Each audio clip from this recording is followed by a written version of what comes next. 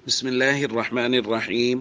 عن أنس رضي الله تعالى عنه قال: آلى رسول الله صلى الله عليه وسلم من نسائه شهرا.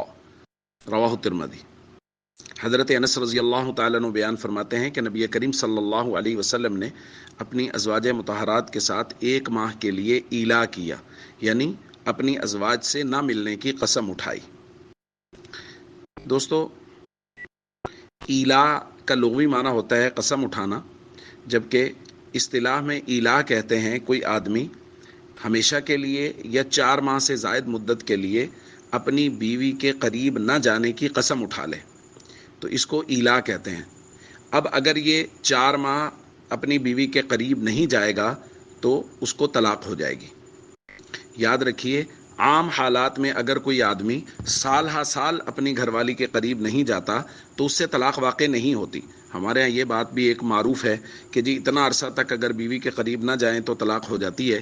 یاد رکھیے، عام حالات میں اگر کوئی آدمی کسی جگہ کام پہ گیا ہوا ہے، کہیں اور مصروف ہے، اور وہ سال ہا سال اپنی بیوی سے نہیں مل سکا تو اس سے طلاق واقع نہیں ہوتی. یہ صرف اسی صورت میں ہے جب کوئی آدمی قسم اٹھائے کہ میں 4 مہینے تک اپنی بیوی کے قریب نہیں جاؤں گا یا ساری زندگی اپنی بیوی کے قریب نہیں جاؤں گا، اور وہ پھر نہ جائے تو پھر یاد رکھیے پھر طلاق واقع ہوگی. اور شریعت کا حکم یہ ہے کہ اگر وہ اس طرح کی قسم اٹھائے تو اس کو چاہیے وہ قسم توڑ دے، یعنی وہ اپنی بیوی کے قریب چلا جائے اور بعد میں قسم کا کفارہ دے دے. چونکہ اگر کسی ایسی چیز پر قسم اٹھا لی جائے جو شریعت کی نظر میں ناپسندیدہ ہے تو قسم کو توڑ دینا چاہیے اور قسم کا کفارہ دینا چاہیے. ظاہر ہے بیوی کے ساتھ اس طرح قطع تعلقی کرنا یہ شریعت کی نظر میں ناپسندیدہ ہے، اس لیے اپنی بیوی کے پاس چلا جائے اور قسم کا کفارہ دے دے.